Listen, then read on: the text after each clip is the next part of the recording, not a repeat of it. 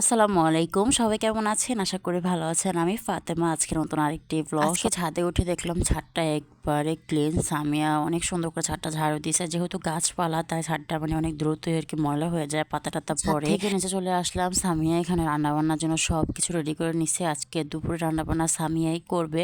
আম্মু আব্বু হসপিটালে গেছে, তার জন্যই আরকি সামিয়া রান্নাবান্না করতে এসছে। আমি যদি রান্নাবান্না করতে আসি, আমার সাথে আমার ২ মেয়েও আসবে রান্না করতে।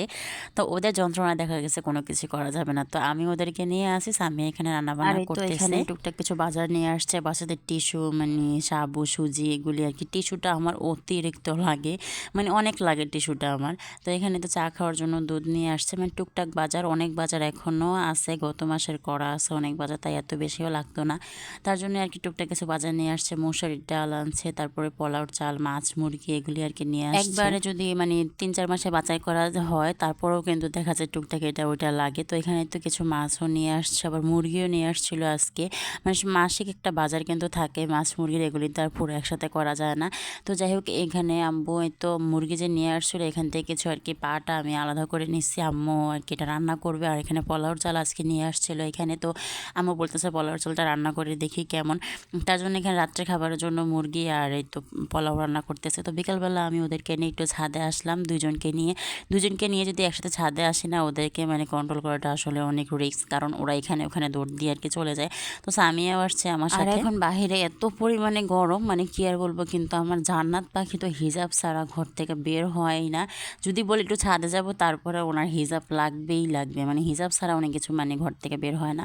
তো যাই হোক এখানে ওকে ছাদে নিয়ে আসলাম বাহিরের থেকে, তাও ছাদে আসলে একটু ভালো লাগে। আজকে একটু বাতাস আসছে তার জন্য ভালো লাগে, কিন্তু বাইরে গেলে কেন জানি মানে গরম লাগে। তো আমি আবার জবা ফুল ছিঁড়ে নিলাম, কারণ কালকে আমি এটাকে পেস্ট করব, পেস্ট করে আবার মানে হেয়ারে দিব।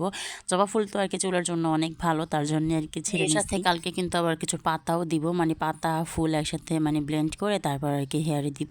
তো এখানে আমি জান্নাত আয়াত আমরা একটা মানে আমি একটা ভিডিও করতেছিলাম, তো জান্নাত বলতেছে আমাকে ভিদুতু করো ভিদুতু। কি করতেছি? বিদ্যুৎ করি। ও বাবা রে, চলে আসলাম এখানে আম্মু রান্না বান্নাও আর কি করতেছে। আমি আম্মু রান্না বান্না সেরকম ভিডিও করতে পারি না, একটু ভিডিও করতে আসলে জান্নাত ডাক দেয়, আয়াত ডাক দেয়, মানে এদিকে ওদিকে ধরে চলে যেতে হয়, তার জন্য ঠিকঠাক আর কি কোনো ভিডিও করতে পারি না।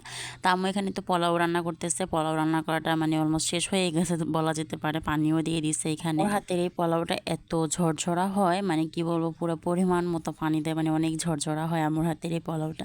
তো এখন আমরা রাত্রেবেলা মানে খাওয়া দাওয়া করে নিব। আজকে একটু তাড়াতাড়ি খাওয়া দাওয়া করে নিতেছিলাম, কারণ যেহেতু ডক্টরের কাছে যাব, গেলে তো সেখানে অনেকটা লেট হয়ে যাবে। সিরিয়াল আগের থেকে দেওয়া আছে, বাট তারপরেও দেরি হয়ে যাবে। তো এই তো খাওয়া দাওয়া করে আব্বুকে নিয়ে চলে যাচ্ছিলাম ডক্টরের কাছে। সকালবেলা তো টেস্ট করে আসছে, এখন জাস্ট রিপোর্টগুলো উঠিয়ে ডক্টর দেখাবো। ওদের দুজনকে বাসায় রেখে আসছি, আমি তো বাসায় গিয়ে দেখবো আম্মু ওদেরকে খাওয়াটাও একবার ঘুম পাড়ায় রাখছে, মানে এটাই হচ্ছে আর কি সুবিধা। তো যাই হোক এখানে ডক্টরের কাছে চলে আসছি, সবগুলো রিপোর্ট উঠিয়ে নিলাম। তো আজকের মতো এতটুকু, সবাই ভালো থাকবেন, আল্লাহ হাফিজ।